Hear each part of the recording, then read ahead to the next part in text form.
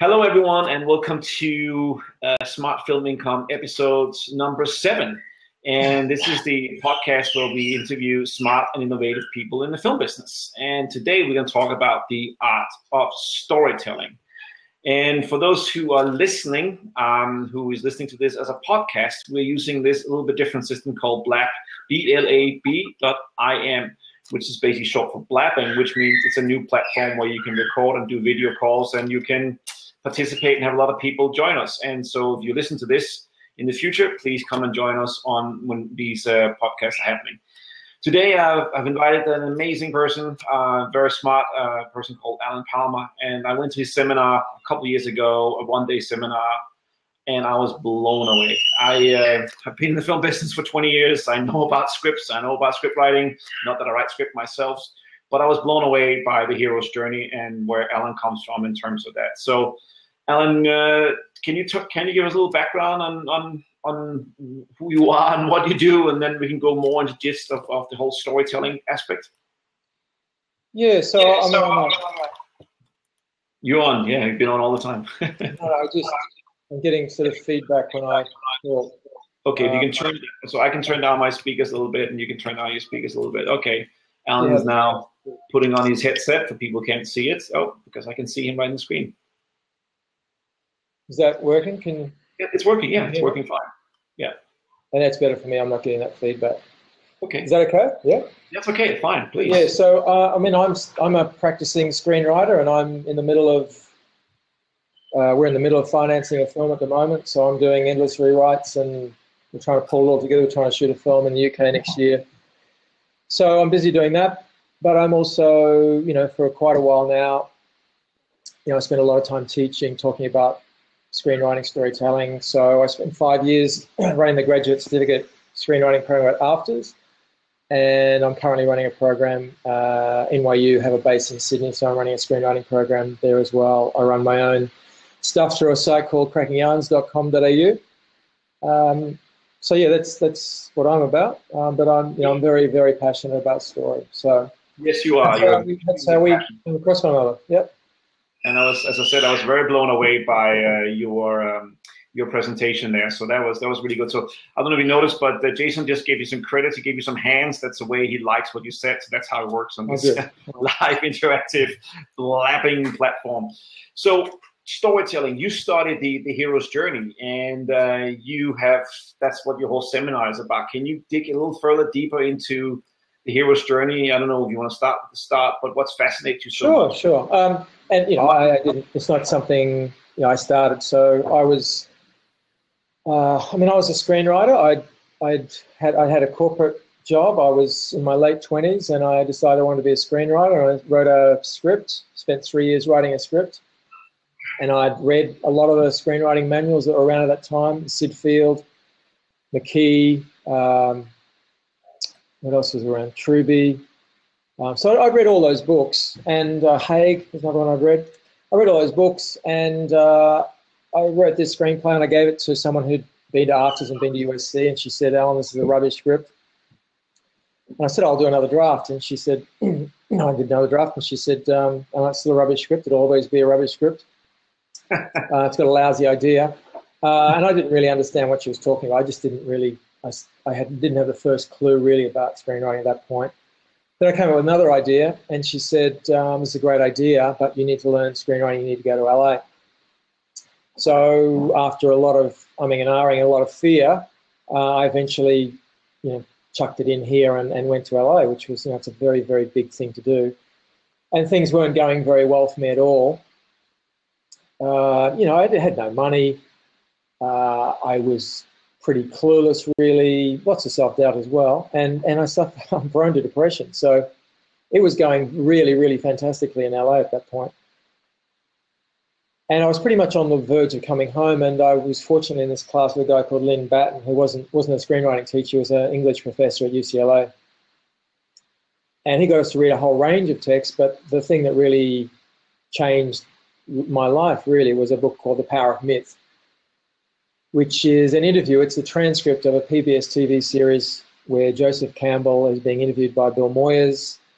And Joseph Campbell, if you're not familiar with him, he's a a mythological guru. So he loved storytelling from a very young age, and he was particularly fascinated by, in the United States, he was particularly fascinated by the stories of the indigenous Americans.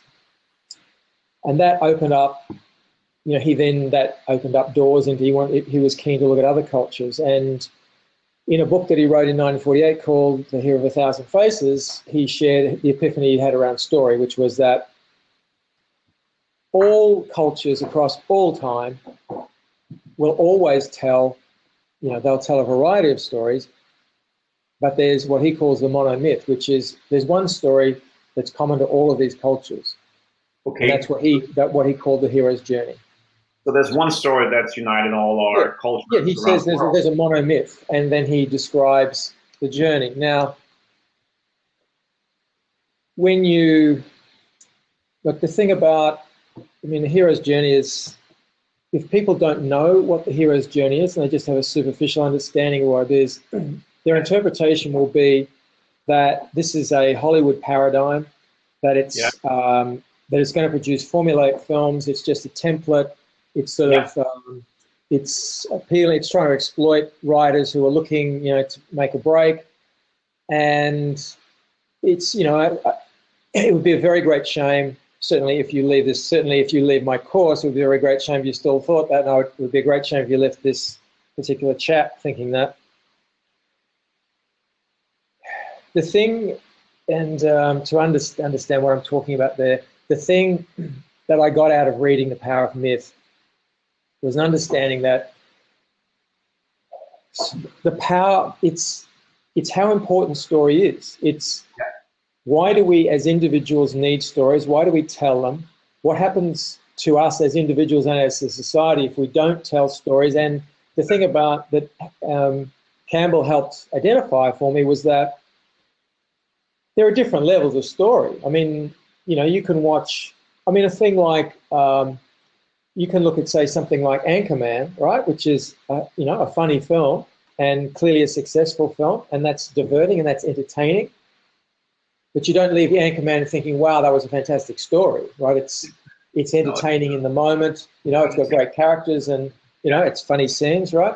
Then you have there's a layer beyond that, which is what I call cathartic story, which means, well, for me, an example of that might be Argo, right? Which is you give a character a problem and you create tension, you create hopes and fears around the solving of the problem. That's, see lots and lots. Raiders of the Lost Ark's another one like that, right?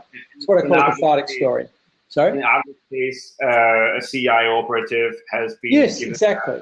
Completely. People like Iran, Iran, they took over, So it's solve a problem, create tension, build tension, release tension. It's always going to work. But the thing that Campbell talks about in this, at one point, Bill Moyers says to him, and he was talking about folk tales and myths. In his language, that was the way he differentiated the two of them. And he said, so you're saying there's a difference between folk tales and myths. You're saying folk tales are for entertainment. He says, yes, folk tales are for entertainment. Myths are for spiritual instruction. Now, spiritual instruction, I'm an atheist. I don't believe in a God, a deity. But spiritual instruction for me means the wisdom that we need to constantly be reminded of in order for us to lead satisfying lives on the planet, satisfying and fulfilling lives. Okay. In the absence of that kind of spiritual instruction, if you don't have moments in your life where you get reminded of what really matters, then life tends to get off the rails a bit. And this is one of the things that Campbell was at pains to point out in this series, The Power of Myth. That societies always had this storytelling, and the wisdom was bound up in the stories that they told. They weren't just stories for entertainment. It was the way that wisdom was communicated. There's a great Jewish folk tale about truth and parable, and the story was that truth came knocking at the doors of the villagers one night. And when they saw the nakedness of truth, they turned truth away. Parable found truth cowering in the corner, dressed it in parable, sent it out to the villagers, and they welcomed truth into their home. So it's this sense of, if you just tell people a blind piece of wisdom, like, an example might be the old story about the boy who cried wolf. You can say to a child, don't exaggerate any problem, because if you do, when you really have a problem, we won't take you seriously. You could say that to a child, and they're not going to remember it, right? You tell the story of the boy who cried wolf, we all remember the story, right? The wisdom's bound up in the story. So when you understand that story is at the highest level, what I call transcendent story, you're understand. I would say my passion for story and my respect for story and my humility around the whole process of storytelling it just completely transformed me. So from that point on, I've really been about trying to understand, okay, if we're going to tell stories that have both emotional power and wisdom, and definitely I want to lead with emotional power. You can't, if your story has no emotional power, the wisdom won't be communicated. The only way the wisdom gets communicated is if the story has a profoundly emotional effect on the audience. The wisdom has to be bound up inside the parable. The parable has to be so compelling that we don't feel like we're being clobbered over the head with the wisdom. We've been carried on the wave of emotion, and then the wisdom just seeps in. Yeah. So that's why we need stories. That's why we need stories to aid, but also to give wisdom, or to give learning, to give knowledge, to adapt, also to bind us to the past, and not maybe build a hope for the future. Is that what storytelling does for us as individuals, as a society? Yeah, all of those things. But I think, when I say, I ask a question in my course, I say, so why do we need stories? Try and sum it up in 3 words, finish this sentence. We need stories because, and for me it's because life is hard. Yeah. It's very, very difficult being a human being. Every one of us has challenges. You've got career challenges, you've got financial challenges, you've got relationship challenges, which range from romantic to friendship to family. You've all got that stuff going on. You've got health stuff to deal with, and then if you look at those, the range of across the sort of Maslow's hierarchy of needs, you go from survival stuff like food, water, sex, shelter. Now, and you understand this. I mean, you've just left Sydney. Just putting a roof over your head in Sydney, that's not something you take for granted. That has severe implications on your life. That trying to do that in Sydney is life altering. That's not a simple thing to do. It hasn't always been that way. For quite a while, it hasn't been that way. But that's just that primal function now is very difficult. Yeah. So you've got all those things you need to deal with. Then you've got dealing with love, and then you've got, dealing with ego issues. That's a part of being human. You want to feel like you're respected for what you do. Then you layer on stuff like self-expression. You want to feel that this is why we do what we do. Part of why we do what we do. We love creating things, and then you layer on top of that morality. Ethical issues. Yeah. Where you look at something like just dealing with the refugee crisis in Australia at the moment. This is not a simple problem to deal with. This is Europe for that matter. Exactly. How do you? We just got joined by Renee Hill. So thank you so much, Renee, for joining us. And Jason's been asking a couple of questions. Oh, sorry. Yeah. Just go back to them. First of all, he says, I promised to ask. He says, do you really need to go to LA to learn storytelling? Can you learn it as an alternative on the internet? And then what about docos, meaning documentaries? Are they based upon real life and not a formula? Is the storytelling making a documentary, and can you use the power of the power of myth, the hero's journey in documentary filmmaking? Yeah. Okay. So I'll deal with those separately. So, well, I would say, certainly, you don't need to go to LA because, I'm here. Plus, I run stuff online, and yeah, things have changed dramatically. At the time, things weren't that great here, but yeah, that's opened up things remarkably. I would, and I personally don't want to live in LA, so I can understand your reservations. In terms of documentaries, absolutely categorically. It was really funny because I was sitting next to Jennifer Peedham, who was at that point running the graduate certificate of documentary program at AFTRS. And I was asked to come in and talk about story to the documentary class. And it was suggested I look at Jen's film called Solo, which is documentary about a guy who tries to kayak from Australia to New Zealand. And spoiler alert, things don't go so well. So Jen made that documentary, and it's only about an hour long, and I watched it, and I used that as my, to show the documentary students how the hero's journey works. And Jen had constructed it with no knowledge of the hero's journey, and I just walked it through. I said, here's why it works. This is why, this was an award-winning documentary. And I said, she actually worked on it with, co-director was David Michaud, who did Animal Kingdom. Okay. And I said, Jen, here's why it works, and that actually started Jen and I became very good friends. So when Jen was making her most recent film called Sherpa, which is about, she'd been in the Himalayas a lot, and she was really intrigued by the story of the Sherpas, because you get these very rich Westerners coming in and they're climbing Everest and saying, they've conquered Everest, but they'll go once across up the mountain and back down, and the Sherpas in that season will go across 30 times, back, forth, taking stuff up, right? That's true. So she wanted to do this story, and then she went there, and, well, so I before she'd shot, I think, any footage at all, we started talking about story. Before she'd shot anything. She had a notion of the story she wanted to tell, go there to tell. Okay. And we thought, okay, well, if you're going to be a documentary maker, you need to be judicious in what you shoot. You have a clear idea about what story you're trying to tell, at least, even if things don't get that way.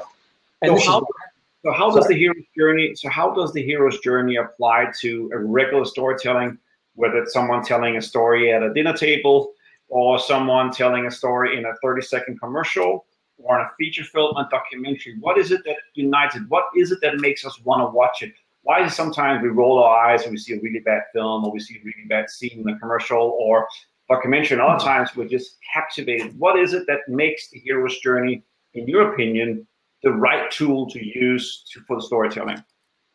Okay, if you look at a film like, say, Raiders of the Lost Ark, which is Raiders of the Lost Ark, which is one of the best examples of what I'd call a cathartic story. Yes, that's not a hero's journey. No, okay. It's not a hero's journey. Okay, so it's a classic example of a character has a problem, they have to solve the problem.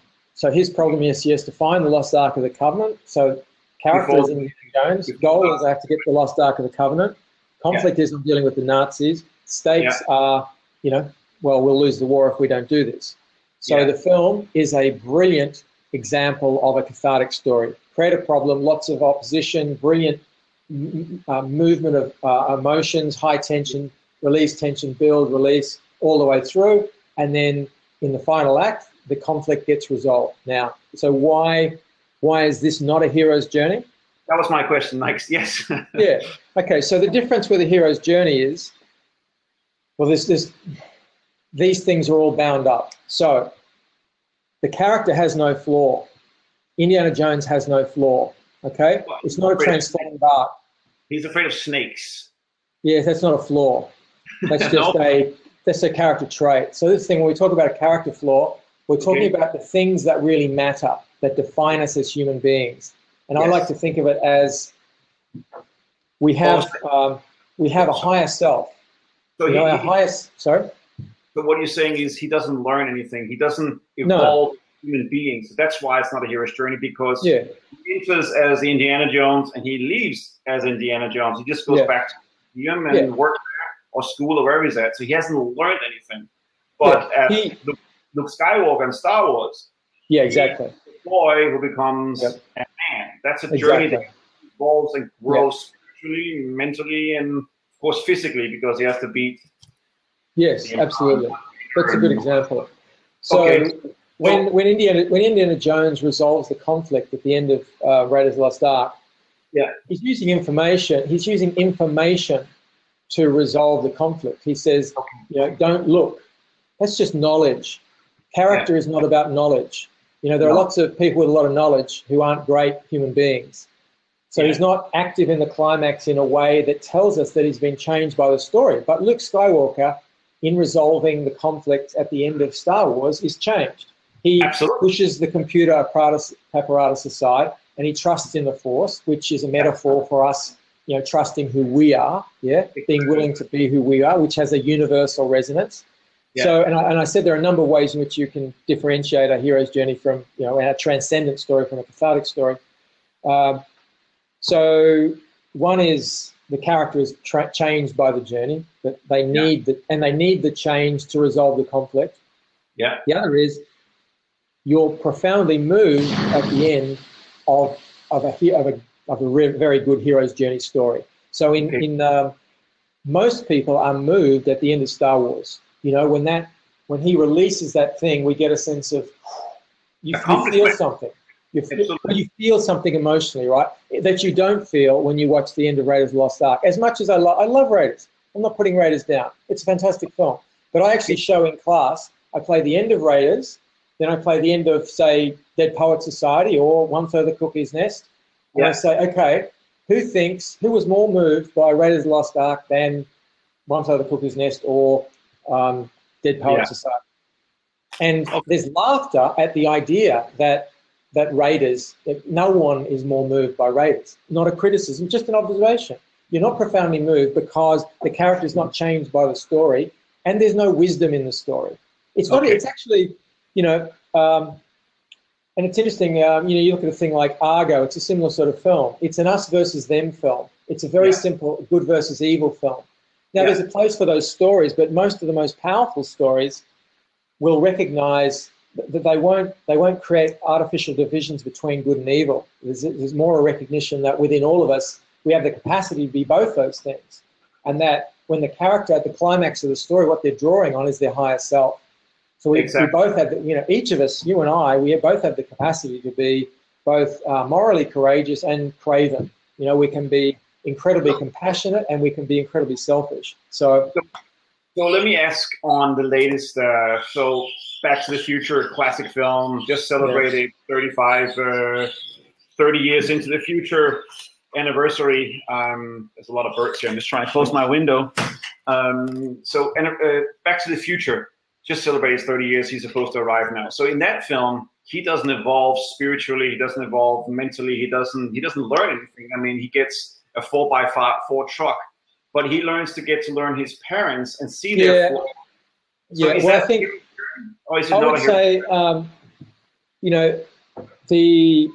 the journey for that character, I wouldn't put that up. I wouldn't put that up there I wouldn't say it's a profoundly moving story. But if I was to say how he was altered, I would say that he's judgmental of his father at the start of the story, and he comes to understand his father, and that's part of the kind of growth that I would say is consistent with a hero's journey story. That most,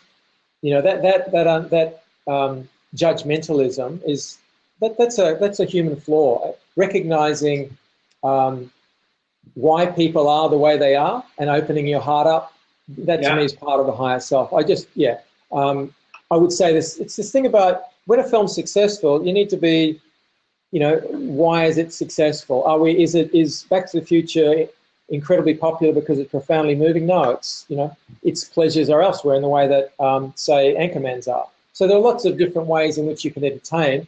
But say a film like Godfather, or interestingly, and this is when you look at the long-running TV series, in most heroes' journey, you'll get a transformative arc where the character starts out flawed and ends up evolved, enlightened. Yeah.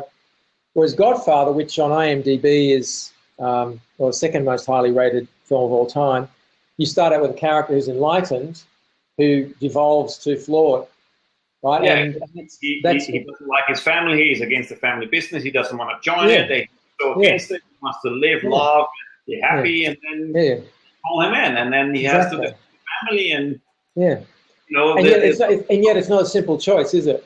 No, and the road to hell is laid with good intentions, and everything he does is to protect his family, and the more he has to go deeper and deeper and darker, which is the same thing of Breaking Bad. Here we have exactly.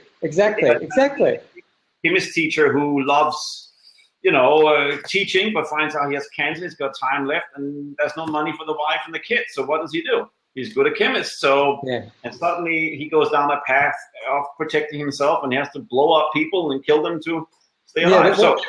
But what's interesting though is if it didn't tap into his darker elements, you wouldn't have sustained the 5 or 6 series, however you want to classify the series. But the interesting thing about the story was that he starts out doing it for them, and then, as I've said, we all have this capacity for, we have our higher self, and then we've got our more base self, and through that story, it activated his more base self, and we got sustained. Our interest was sustained because we kept thinking, what will he now do? What will he not do? How much deeper can he go? How much lower can he go? What would ultimately stop him and bring him back up the other way? So the interesting thing about Breaking Bad was he devolves, and then really the final episode was about him trying to make reparation. So it still had a restorative tale, even though he was devolving. But typically the long-form TV series, if you're going to sustain people's interest, clearly in series 1, you can't have a restorative arc. Otherwise, there's what are we watching second season? Yeah. Exactly. So typically, if you have a look at the long-running series like, Mad Men or Sopranos, the character is deeply flawed, and that flaw or the consequences of the actions that they've taken while they're flawed keep pulling them back down, which is, like Walt was ready to kind of hang up, the beakers, and suddenly the Hank sees the WW and he's pulled back in again, and he goes to a whole other layer again, so. I just want to say we have been joined by the Branding Cupid, so thank you so much for joining us. And I just checked out your Twitter profile a little bit so I can see your work in brands. So let's talk about storytelling of brands from your perspective, Alan. I mean, there are, Apple being a brand, Tesla being a brand, they have loyal followers, Microsoft being a brand, they jokingly say that Apple has fans and the other ones has customers. How does, from a storytelling point of view, if you use the hero's journey, I mean, they're starting a company in a garage and becoming billionaires, the classic rags to riches story. That's a typical hero's journey story, isn't it? You start with nothing and you end up on the top of the mountain. It's interesting. I hadn't actually thought about it before, but what I would say is the first part of the Apple story is a cathartic story. I mean, rags to riches. See, if you're just evolving from rags to riches, that doesn't necessarily involve character. There are lots of people who've gone from rags to riches who end up not being great people. Now, the interesting thing about the Apple story is, having got there, he fell off the perch. Jobs fell off the perch, and he was essentially fired from his own company. Came back. But then comeback story. Yeah, exactly. And he came back a different human being. The sequel is the comeback story. Exactly. Him being kicked out, and season 2 starts with him trying to get back in or come up with a plan, which is, that's the reason for me, if I've been watching House of Cards, season 3 was so flat because there was no purpose, there was no sense to it, because season 1 was all him trying to get vice president, season 2 was all him become president, which was the same. But season 3, it was a relationship between him and his wife and some of his staff members, and I wasn't emotionally involved. I mean, I watched the whole thing because I think the actors are great and the mood and setting. But for me, I lost in the 3rd season. There was no stakes. I mean, he's such a bad villain that you love to hate him, right? I mean, you hate to love him, or whatever you want to define it as. But you get his storytelling. So I thought that was pretty interesting. So when there's one of the films, the first film I would show at afters, and funnily enough, I learned after it was the first film I would show at USC. It's a film called Midnight Run, which, I mean, a lot of modern. Is that the one in the Turkish prison where the American? No, it's Robert De Niro, Charles Grodin. Robert De Niro is a bounty hunter. He has to get Charles Grodin, who's a white collar criminal, from New York to LA in 5 days. Okay. Marty Brest, it came out in, I think, 1980, I'm going to say 1989. Now, it's a studio film.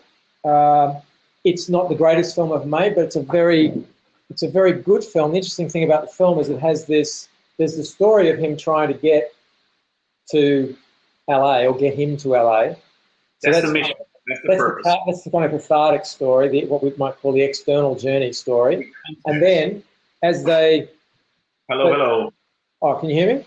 No. It was just Michael here. Okay, right. Hello. Yep. Yeah.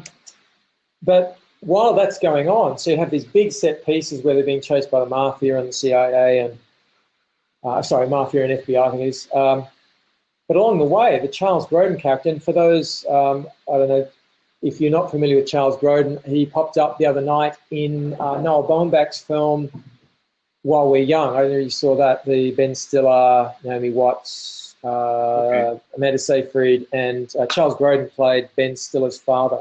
But Charles Grodin is this incredibly direct, nosy, just keeps poking away at Robert De Niro, who's meant to be his captor. But Charles Grodin has all the power, and he keeps probing away about, why have you not seen your wife and daughter in 9 years? And there's an arc for Robert De Niro's character in the story, and that's actually the most engaging part of the story for me. I'm always much more interested in the emotional dimension of the story, which is why, if you look at his this is my edition of Chris Vogler's book, The Writer's Journey. So Chris Vogler, Chris Vogler really should take almost all of the credit for popularizing Campbell, because that's the book that most people will have read. Most people won't have read The Hero of a Thousand Faces, but they will have read Vogler's The Writer's Journey. You want to recommend that people can absolutely. Okay. Absolutely, yeah.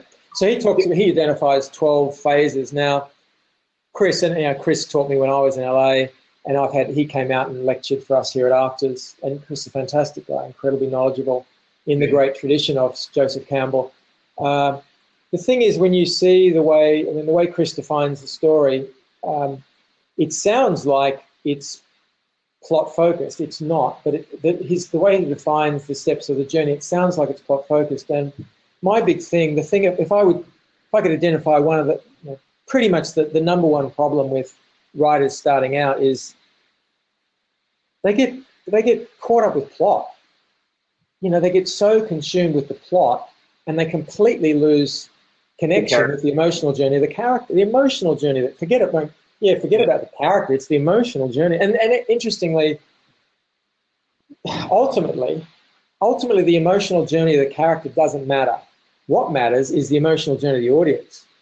You can have a character going through emotion on the screen, but if the character's crying and we're not, there's no point. And I see that a lot. Yeah, they think if the character cries or gets angry, we're going to be feeling something, but not necessarily. And for me, it's about when I watch something, I need to be emotionally engaged. I need to either love the character or hate the character. It's fine either way, but I need to have some sort of reaction to the character. Mm-hmm. So that's the classical hero film. You see someone saving the cat in the tree, and then you see the villain killing someone very brutally. So boom, there's two types. These two guys are going to meet at some point, and it's David versus Goliath. It's a classic story, right, where David has to evolve, and he has to overcome tremendous obstacles to learn how to beat Goliath and be smarter and out with him. So that's the thing.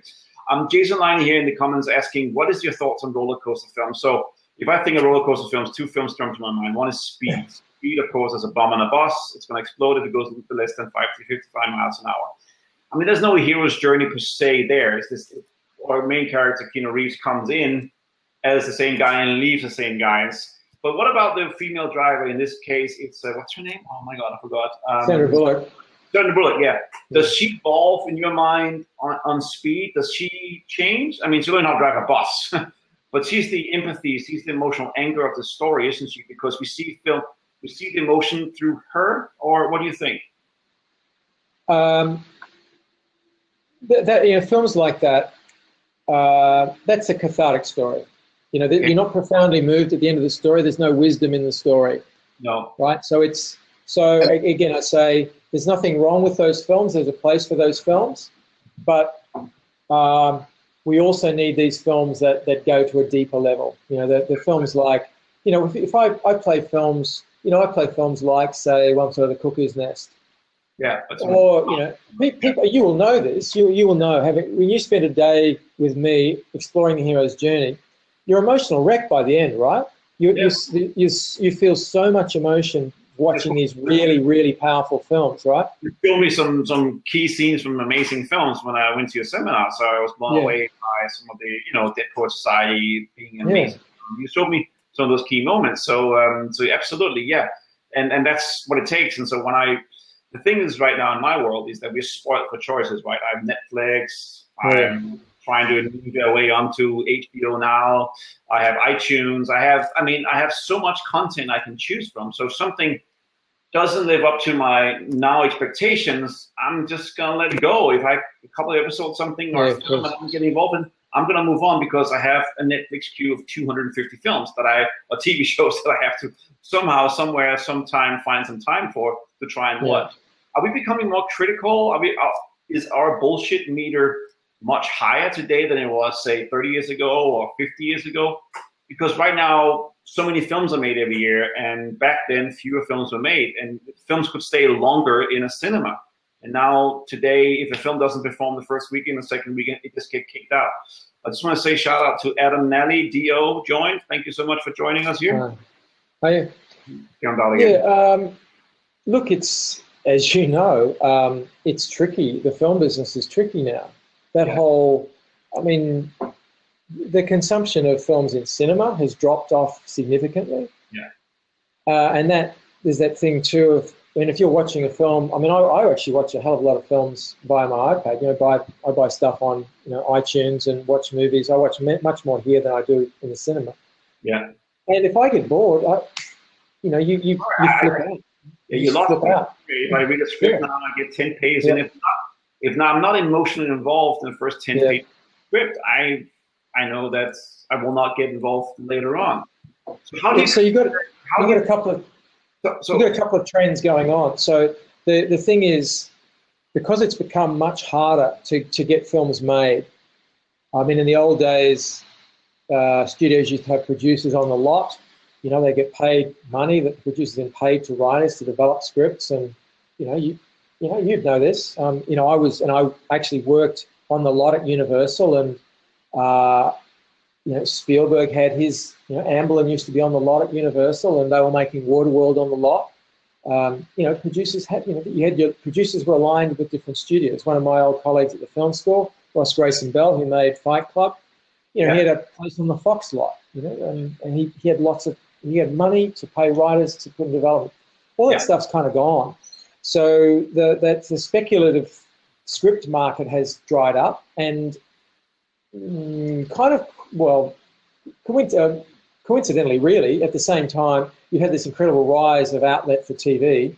So all the writers that used to be over here, why would I stay over here and be in a speculative market when I could be over there getting stuff made every season and getting paid? And have a regular income and be safe. Exactly. Yeah. So the quality of films is going down, quality of TV is going up. But if you have a look over here at TV, the thing that's going to keep us engaged is characterization. It's what are they doing? What's happening to the character at a fundamental level? The plot is really just there. You're not going to be just engaged by plot. It has to be how is the plot affecting, say, Walt? What being presented with this challenge now, if Hank knows about him, I actually did this exercise at AFTRS. At the end of the first half of season 5, before the second half came out, I gave my students the exercise, okay, what do you do in the final 8 episodes of Breaking Bad? You're going to take him from there. How are you going to finish the series? Yeah. And we just explored, what do you do then? So what will he do now that he knows about Hank? Yeah. It's just fascinating. What will his character do? And we all, we were pretty confident they would go for some kind of redemptive element at the very end. Okay, what would that look like? Who would he be trying to save? Yeah. But it makes storytelling is more important than ever because you have to be able to engage long term, and that means characterization. Exactly. Jason's asking a couple of questions here, but I'm going to ask another question on behalf of Jason because I happen to know him, and he was actually part of my previous podcast. So Jason is working on a biopic sort of on himself because he's had this quite unique story. How do you? Right now he's researching, and there's been a lot of stuff in his family that he's writing about. I don't want to get into all the details, but it's certainly an emotional journey. How do you apply, when you're telling this story, how do you make your own story interesting? Because there's facts, of course, to deal with, and there's typical emotion, but what kind of filter set would you recommend on using when you want to in the research phase of a documentary about someone, obviously on Steve Jobs, he went a complete different route and just took 3 key scenes, and that's the film he delivered. But what do you do about yourself? Is there any advice you can give to Jason right now who's listening now? Well, there's lots of ways in. One of the things you can do is think about, it's thinking about that universal dimension. What is the universal of this story? These are the specifics that happened to me. Yeah. What's the universal? If you took away my particular problem and my ethnicity and my gender, my sexual orientation, my language, my time in history, what is true for all time in this story that's happened to me? It's about trying to identify what that is, and then make sure that try and make sure the story is dramatizing that truth. Okay. It's not enough to just identify the truth and to say the truth. Ideally, in the great stories, the truth is never textualized; it's always just dramatized. Yeah. So that's what I'd be looking for. But I'd also be thinking about, the thing I say to people after they've spent a day with me is exploring this is, they're the principles. Hopefully you're inspired and, you think this is fascinating. But the truth is, the next stage is to get a deeper understanding of it. You have to look at how it's been applied in umpteen different films to see the flexibility with which it's been applied. So that, again, when you come to look at your own, if you're telling a story of your own, you're thinking about, okay, if I talk about the emotional journey, my take on the hero's journey is I say at the start of the story, a character is caged. And that means they're caged really by their flaw. So if you've got a story you're trying to tell, in what way were you flawed at the start of the story? So that's kind of the starting. And that you can actually use for your documentary if you're doing it about absolutely. Family. So how can you become whole at the end of it? And just want to give a shout out to Leif Hansen, who just joined us. So thank you so much for listening to us. If you get any questions, please ask them in the message board, and we'll try to get to them as best as possible. So if you look at a film like The Cove, for example, which is about that, the culling of dolphins, right? Absolutely. So you had a guy there. His flaw was he's the guy who started the industry. Right, he was caught up with his own ego. He was caught up with he was driving a Porsche. He was living life high on the hog until the dolphin that was playing Flipper, which was called. Several dolphins played Flipper, but this one was called Kathy.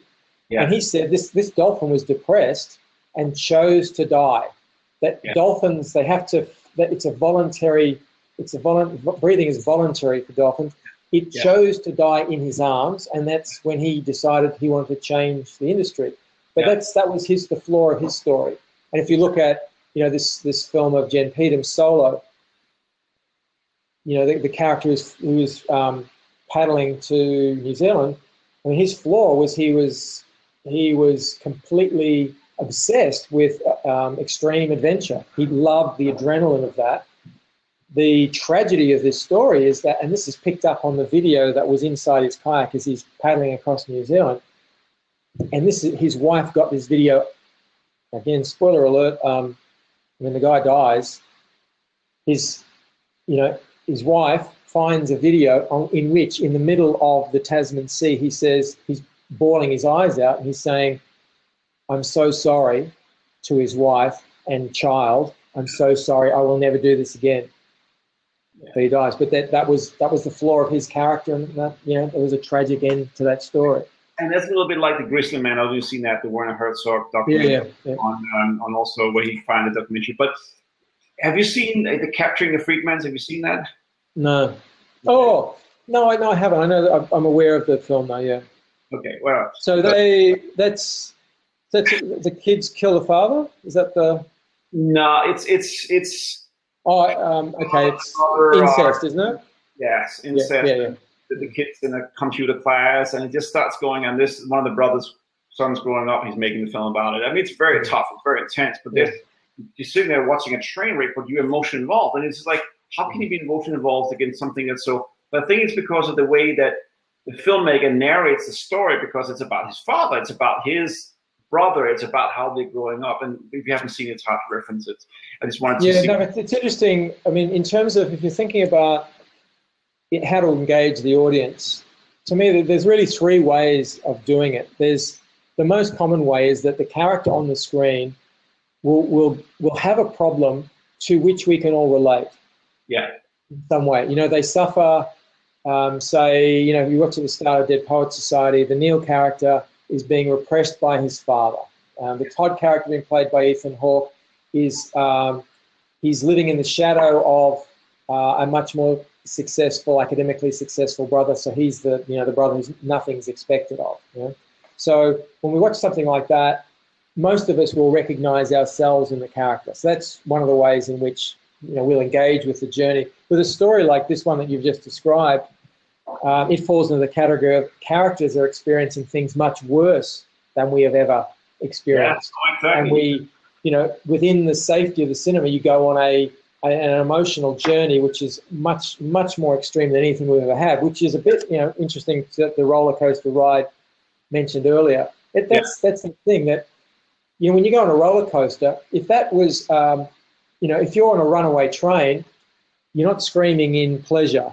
You're screaming in pain because you don't know how it's going to end. Whereas on a roller coaster at a theme park, if they've done their, OH&S safety stuff properly, you're probably going to emerge from it still alive. So you enjoy the high emotion, the emotions that take you at a greater range than you normally experience, but you're going to emerge safely at the end. So a film like that, this is a huge part of what cinema, storytelling that we experience in any form of storytelling, is that we experience a level of emotion that's denied to us normally. Yeah, and one of that is the experience of the characters are worse. The other take is the Ferris Bueller approach, which is the character is experiencing things much better than we typically experience. Yeah, that doesn't happen. So, but that's the appeal of Ferris Bueller. He breaks all the rules. He lies. Yeah, he gets away with stuff, and people love him. He's charismatic and funny, and so better than, similar than, worse than, and that's the three basic ways you can engage. And we all want to be like Ferris Bueller. Certainly, we in high school at the time we wanted to get out of it. Do what he did. Have this one day where can you open the window? Here's the keys to the car. You have your own car. So sorry, my wife just came in. I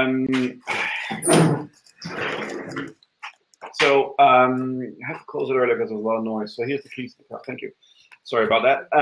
So that's it. But what about stories like? I was just thinking. So like in Gravity, Sandra Bullock, back to that story, right?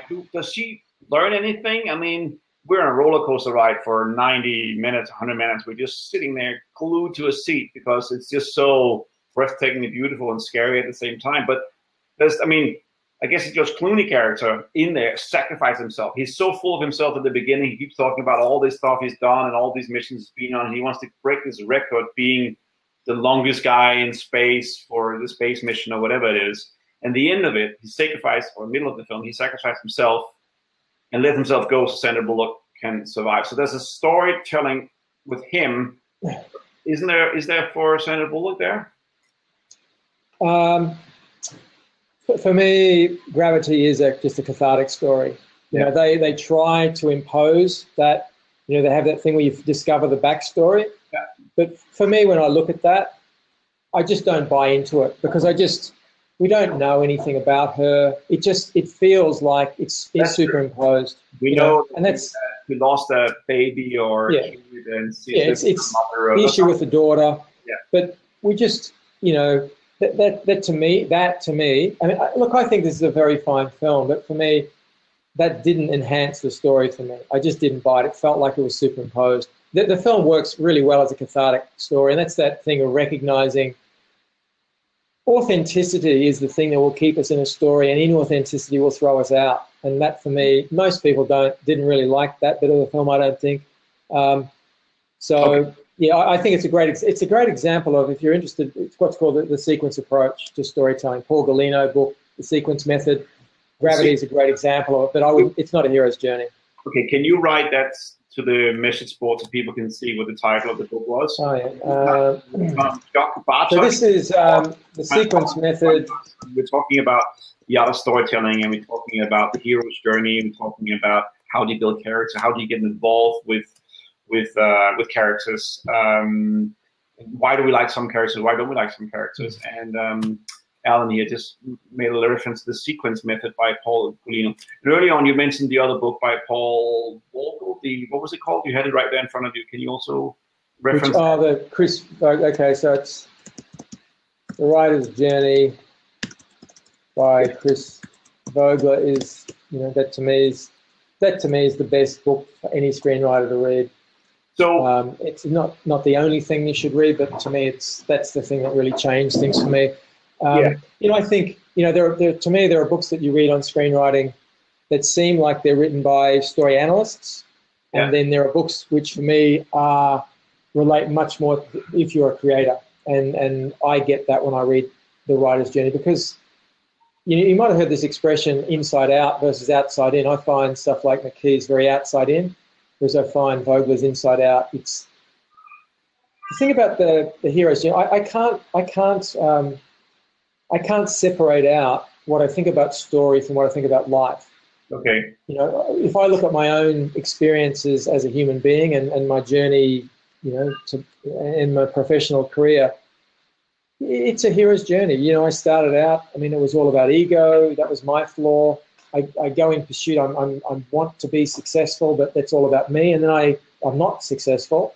And then you discover there's this whole other dimension to storytelling, and you embrace it at a deeper level, and it's no longer really about, no longer about glory. It's, day to day. Campbell has this term, follow your bliss, and storytelling for me is me following my bliss. Okay. I can never be unhappy with the consequences of my life if you pursue something you're passionate about, and I'm passionate about story, so. Chuck is asking a question. Isn't most character attraction specific to well-defined groups? Or that's his question. Can you answer that? I'm going to close the door because I'm flying baby. I'm podcasting from home here. Hang on. Yeah, you're right. Character attraction specific to well-defined groups. I'm not actually sure I understand the question. Are we talking about that the characters fall in particular? Are you talking about kind of Enneagram differentiation of character, or saying editorial this week is focused on the bliss and the core. So why do we? What do you understand from Chuck's question? There are. I'm not sure. I'll place this interpretation on. There are character archetypes.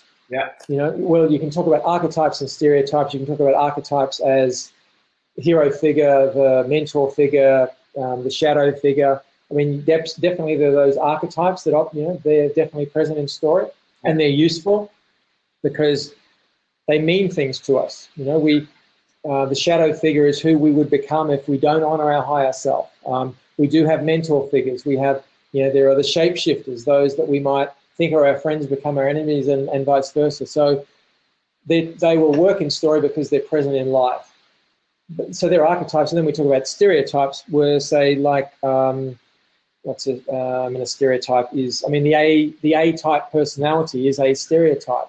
Yeah. The dumb character is a stereotype. That doesn't mean that they are bad things. Again, they exist because they exist in life. The famous Commedia dell'arte troops that used to operate around, they originated in the 15th or 16th century in Europe. Troops of characters who would, they had defined characters. The characters were defined by costume, by mask, particularly the nose of the mask, the gaits of the character. Yeah. So you'd have Pantaleino was the old miser, very worried about money, lecherous, and that character pops up as Mr. Burns in The Simpsons. You have the Capitano figure, who's the character promoted beyond his ability, and that's David Brent in The Office UK. Yeah. You have the Dottore character, who's got extraordinary intelligence and knowledge but no common sense, and that's Frasier in Cheers, or Frasier in Frasier. Exactly. So all of those stereotypes, they exist and they will continue to work, but in order to reanimate them, you have to bring something fresh to them. There has to be something. We have to feel like we've seen them before, but that's why we relate to them, but we haven't quite seen that one before. That version. That's the trick. That's art. Art is, how is this character like something I've seen before? That's why I relate to them, but not quite like something I've seen before. That's the trick. Yeah. Chuck Bartok writes here, what I mean is when we create a character, we do to appeal to certain audience and do not care if all accept the character. He also apologized, he's very tired. So the question...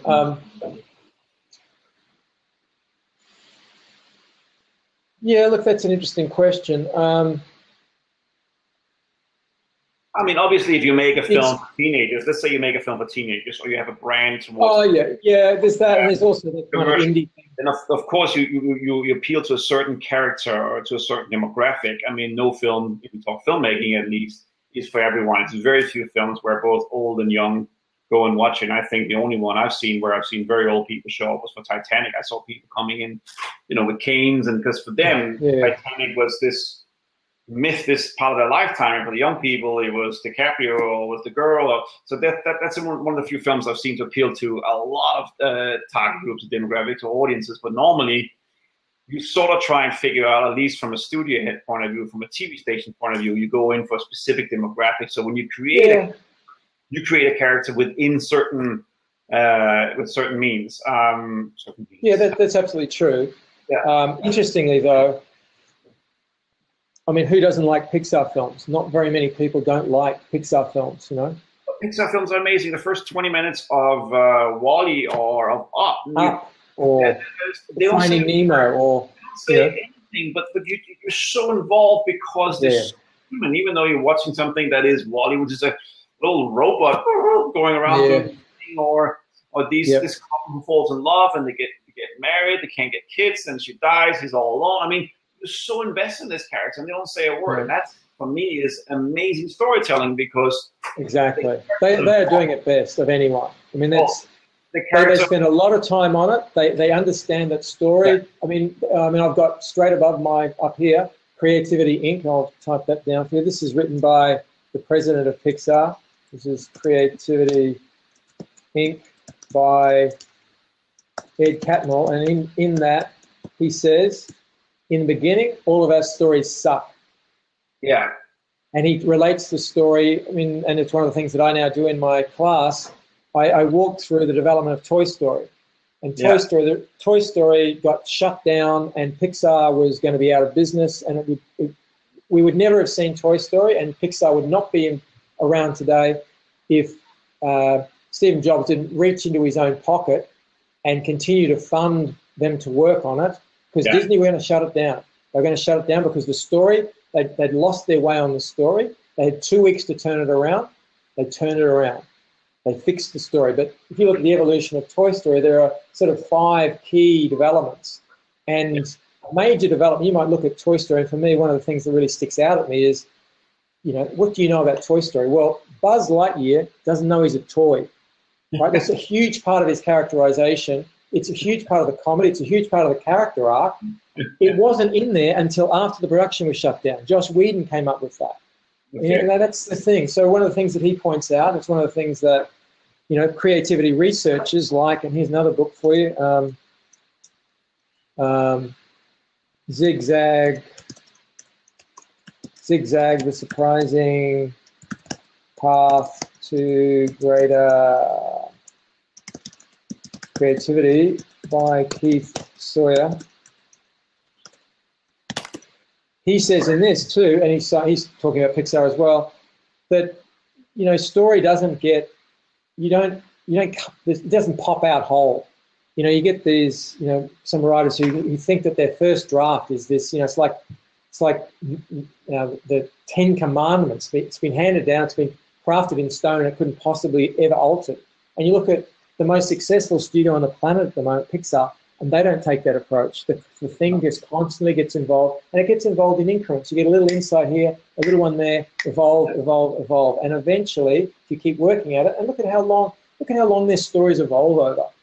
You know, they take 3 to 4 years to make from the beginning to the end. Yeah. I mean, you think about they it. Keep working on story, and they work on that, and they work on the, and this is this thing. I mean, I know you're aware of that kind of the agile approach to, well, originally software development, but there's a book called The Lean Startup. Yeah, so while you're typing that, so the latest books that you've been talking about on is Creativity Inc. by Ed Catmull, the guy from Pixar, 6 Second Surprising Path to Great Creativity by Pete Sawyer, and now the Lean Startup by Amy. Okay, I read that book. Okay. Yeah, so we're talking here about, if you think about the way that most people approach film, it's we'll write the script, then we'll put a huge amount of money and effort into making the final product, and then we'll put it in the cinemas. Oh, hold on, the audiences don't like it. Whereas the Pixar approach, this is one of the things that you'll find when you read that book, the Pixar approach is from very early on. From as soon as you get a treatment, you bring it in, you might storyboard it. You've got whatever you've got, you put up, you walk people through the story. It's a Pixar tradition. You come in, you tell the story, and people give their candid feedback on the story. You take it away, you go, you rework it, you come back in, you do it again. You do it again, you do it again. And that's what I do. In my screenplay development classes. It's not about, we don't work on scripts. We work on outlines. We work on, come in, tell me the story. In 5 minutes, tell me the story of the film. I want to ask you about this. So when you do the story, and by the way, I just want to welcome Marlo Anderson. Thank you so much for joining us. So when you work on a story, do you start with the characters, or do you start with the theme or the concept, or do you start with the story, or do you start with the characters? Where do you start when you write a new screenplay? Do you have an idea, I want to do a film about this or that, and then when you start writing, what do you start with? There's no one way in. What I would say is, to me, I don't differentiate character from story. Story for me is the interaction of character and plot. Interaction of character and plot is what evokes emotion and delivers meaning. So you've got character and plot. Those two things will interact. It'll produce emotion, and then there'll be some, ideally, if you've done what some learning in there as well. So, and then there's concept. Concept, character, plot, scenes. All those things. So you can start. This film we're trying to finance at the moment. The starting point was. And if you've read the script, you'd think, well, gee, that's a small place to start. But I used to go to a cafe, and I'd go there every morning to write, and I was amazed at how the cafe would change depending on which waitress was working. And I thought, I want to write about someone who comes in and changes a place. That was the starting point. And then there were other, I went to an opera, and I thought, okay, she's going to be an opera singer, and so you get that sort of thing. So I started from one thing, added another thing, and then I added further elements. And ultimately, the film is about, it's really about that love matters more than, no matter how passionate you think you are about your career, that love matters more. But that came to me late and it didn't come until I personally experienced it. So, I would say, if I could pick the way that I would like story to evolve, I'd say you come up with a fantastic idea. Yeah. Then you create the character and the plot, and I would say the last thing that typically will come possibly is the lesson. That once you've created a story, you work out, okay, this is what the story says, and you go back in and refine. But you can start the other way. It's just that it typically doesn't happen that way. It's much easier to go from concept to character, plot, and then working out what it's about. You can come up with the message of the film, but you might not come up with a concept. No. And, one of Pixar's storytelling rules, rule number 3, I think it is, they say, don't worry if you don't know what it's about with the first draft. Okay. You might not know what it's about until you get into it. And for me, if I look at Toy Story, I look at those early drafts, and it's clear they didn't really know what it was about. It was plot. They were preoccupied with plot, and then if you can work out what your story's about, that's fantastic, because that can start giving shape to everything. But it might be tricky early on. Because I would just say there's no one way into it. I've seen people start from concept, start from a character, start from, if you think about the film The Lives of Others, you've seen the German film The Lives of Others. Amazing film. One of truly transcendent story. Now the guy that made that, the image that he started from was, funnily enough, like this. He thought of a Stasi agent listening to someone he was meant to be trying to find incriminating evidence about, but listening to the music that he was playing and being altered by the music. The film started from that, and then he built, before that and after that. It won an Oscar. German film. Best film, best foreign language film Oscar. It's a Berlin-based production company called X-Film, which have done some amazing films. So it's a really, really good film. You have to check it out. The story development of those characters and the stake for everyone is really good. It's a really interesting film, that one, in terms of character, because the character who ultimately is transformed by the story is not a likable character. Going to the question that Chuck had around, who do we identify with, who are we attracted? He's a horrible character at the start of the story. But we're engaged early on by the playwright and his girlfriend. So they're the ones who we bride with emotionally. Those are the ones we invest our emotion in, whereas the guy exactly. that we don't like him. He's also passive. So works for a regime where there's no love, there's no passion, there's no creativity. Everything has to be controlled. Everything has to be numbered and textured. And these guys are trying to create something in a gray world where everything is just dark and depressing. And the conflict. And I think that's, for me, some of the things that is important to me when I watch a story or watch a film or read a script is that the conflict. What's the conflict? Where are we going with this? Who's at stake? And one of the better films I've seen is a Danish film you probably never saw, and I cannot remember what it's called right now, so it's hard to reference. But basically, there's two people, one guy living upstairs, and he wants to have a sex change operation, right? Well, he's certainly very feminine oriented, and he wants to become more of a man. And then the woman downstairs is very masculine. So he's got a lot of feminine energy, and she's got a lot of masculine energy. And the conflict between that, when they're sort of opposite of what they're supposed to be, and how they try to help each other in this story, it's just amazing. And of course, right now I'm blanking on it. It's embarrassing because it's the company I used to work for that made it. So it's very, very embarrassing.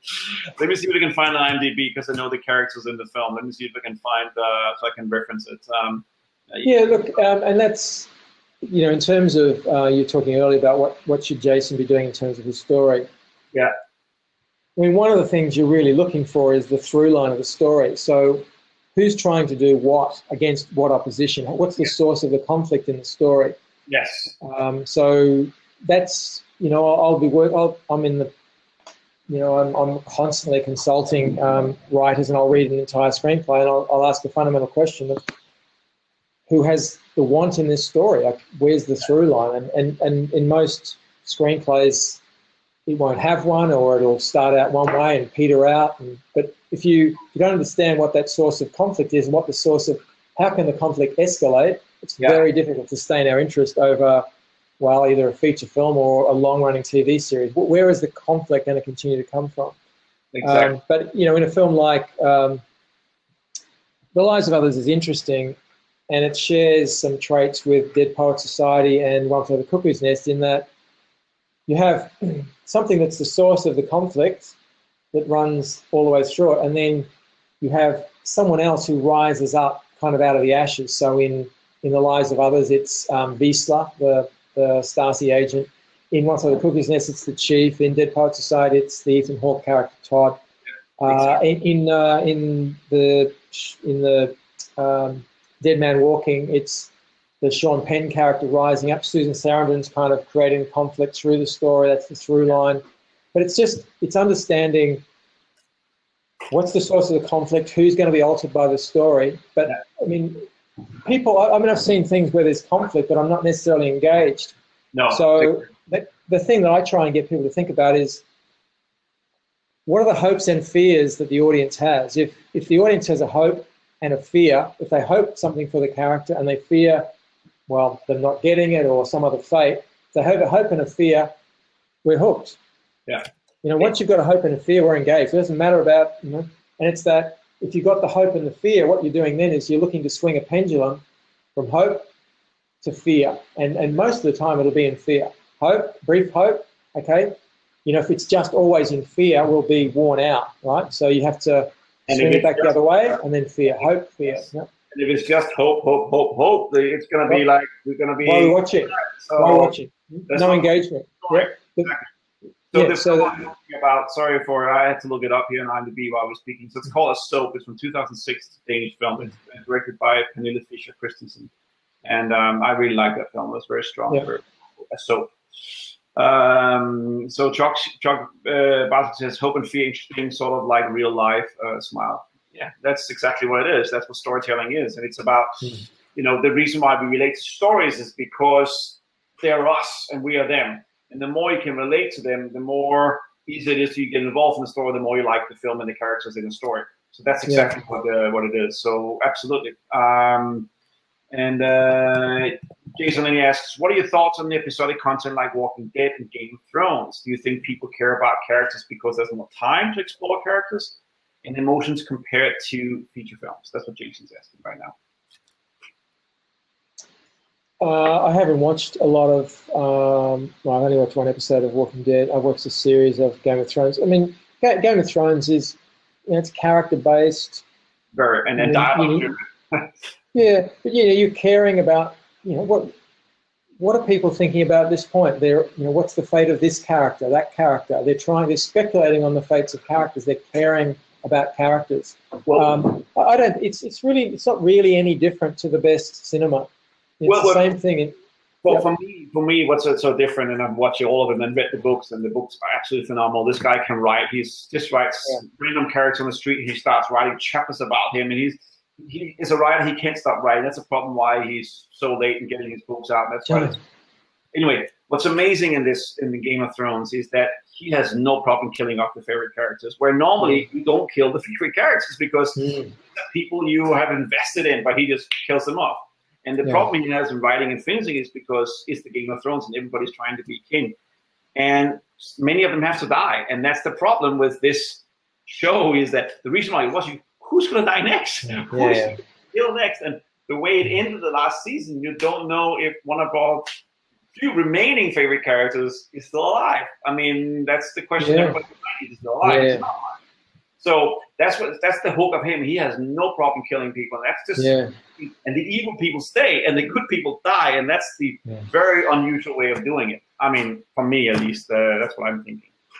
And he's fortunate, you know. I mean, I'd say it's probably generally good advice not to kill off characters that people are interested in. But if you have the capacity to create a whole, you know, bunch of people, then, you know, he's got a few spare there. So you know, it's not like he's not going to run out of people to be. It's going to be very interesting for next season for that. But there is that, you know, the interesting thing about, say, a character like Frank Underwood in Game of Cards. You know, when you're watching it, are you emotionally riding with him, or are you just engaged by him, thinking, "Holy hell, what will this guy do next?" I mean, there's that. You know, No. The problem with House of Cards, no, not the problem. The amazing thing about House of Cards is that this guy is willing to commit murder, right? He is willing to lay out the worst plans, right? Yeah. And he's in on it because he breaks the fourth wall. He tells you what's going to happen. Yeah. So you witness suddenly, you're like, but I don't want this to happen. But yet, how is he going to carry this out? So was very fascinating because he let us into his inner thoughts and his monologue towards the camera. So he's this assassin, Machiavellian prince who just tells you what's going to happen next, and you can't stop watching because now you know what his plans are. That's what's amazing about it. Yeah. It's this thing, you know, and you need to understand this as writers, as storytellers, the opportunity that we give the audience, which is, you know, we lived within such confines, you know, you can't do this, you can't do that, you can't do the other, you know, you're told, you know, you can't, you got to be nice to people, you got to be selfless, you know, you have to be generous, you have to, you know, don't cheat on your taxes, you know, help little old ladies across the road, you know, don't sleep around, you know, do all these things, be nice. Yeah. Like my mother, whenever, you know, as a kid, leave the house, the last instruction was be good. you know, and for the most part I was. In my 20s, I abandoned that edict for quite a while. Okay. But it's so that when you get a character like a Frank Underwood, any character, you know, those sort of the slightly demonic characters, it's this, wow, how fantastic. We got a character, and this is the appeal of noir, that the character goes and does all the things we've been told we can't do. Again, but it's within that safety as well. We're not going to die. We're not going to suffer. We're not going to get jailed. We're not going to get. You know, there's all those things that won't happen to us, but we're on the edge of our seat. What would actually happen if we did all those things that we're told from a very early age that we shouldn't do? It's, you know, it's you know, at a psychological level, it's incredibly important for us to be able to do that. You know, if you don't get to exercise those emotions, those impulses, somehow you get kind of screwed up, you know? So this is why those sorts of stories are incredibly important, because it's sort of honoring those impulses, you know? Exactly. This is what happens. This is what happens when you go do that. And that's I'm thinking immediately of another film called, one of my other favorite films called Groundhog Day, because he gets to do all these. He gets to rob the bank. He gets to the girls. He gets to make fun of the police. He gets to kill himself in 100 funny ways. Yeah. But yet he has to change from being this bitter, angry, egocentric, womanizing, manipulating, lying piece of shit. Well, you know, it's a really interesting. Vulnerable, and that's he only can get out of his nightmare when he finally opens up his heart and finally learns how to. It's not about him. It's about giving love. Only when you give love can you receive love, because she turns him down so many times because. She only wants to open up. She only wants to have true love, and the only way to get true love is by giving true love. Anyway, the interesting thing about that film, I love that film too. You know, I went through this thing earlier this year where and Toy Story is the first one I looked at, but I started looking at a whole bunch of films and how the scripts evolved, because I believe that they, you know, that they didn't just pop out. I wanted to see what process they'd gone through. So fortunately, there's a book called How to Write Groundhog Day, written by Danny Rubin, who wrote the original screenplay of Groundhog Day. And he talks about coming up with the idea, and he's actually got the script, the original script in the book. And you read the script, and the amazing thing about very early on, he knew that this was going to be the story of a guy reliving the same day, but that he would become a better man on the journey. And there's a picture of little index cards up on the wall. He's got, you know, thinks he's God, seduction, you know, tries to kill, suicide. He's got all those things mapped out on the wall. The interesting thing is when you read the script, it doesn't really work. His first draft doesn't really work because it's not articulated that ultimately his motivation for doing any of this is to get Rita. That's not in the first draft. He has a thing where he tries to seduce me to that, you know, that sort of peters out. But he, of his own volition, chooses to become a better man. He's not trying to do it to get her. And Harold Ramis said to him, no. He has to be doing it for her. And that was the thing. And he acknowledges in the book, he said that one story note transformed the story. Yeah. And that's the whole thing. It's what's the lesson to be learned? This is what I would say. That you come up with a concept there, a guy relives a day over and over again. Okay, so what's the lesson that can be learned? Okay, well, if you can do everything, what's the one thing he's going to be denied? He's going to be denied love until he becomes a better human being. So, you know, an incredibly simple story, but it wasn't there in the first draft, you know. Funny and deep and moving and brilliant. Brilliant. It looks simple, but it's not simple, right? So, yeah, brilliant. Okay.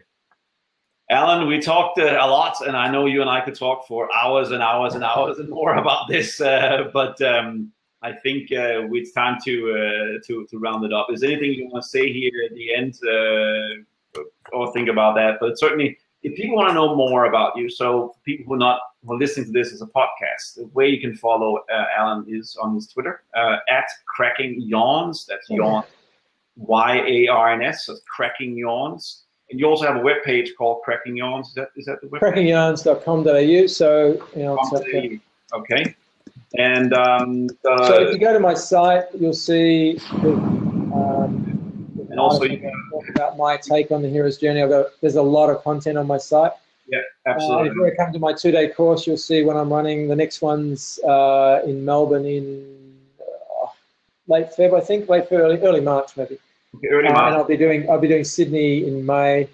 Okay. I'm in Adelaide in late February, I think. So if you and I will be doing a lot more stuff on YouTube from December. Good. Always good to chat, Thomas. It's always a pleasure to chat, Alan. It's always a pleasure to see you. And you really, I produce 7 films, and it's not like but you blew me away with that seminar that one day. So I can only recommend people to follow you and people to go to the seminars, because you're really, really good for those seminars. So this is my advice to people who want to learn more about storytelling. Please follow Alan. So with that, Alan, I'm going to round it off, say a couple of things here. You're welcome to stay. If you don't want to stay, just click the cross up in your window.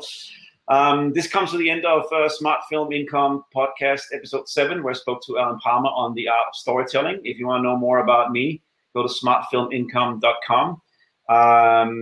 You can listen to this podcast on SoundCloud or iTunes, and lately I've started doing this blapping, which I think is phenomenal, and people can join and be part of it. And this is going to be uploaded to YouTube, or you can replay it on black.in.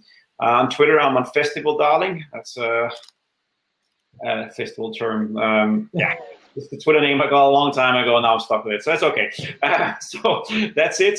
I want to say thank you, goodbye, adieu to everyone listening, and to everybody who watched this. It's been an absolute pleasure having you, Alan. Thank you. And good time. Thank you. Goodbye, everyone. Bye.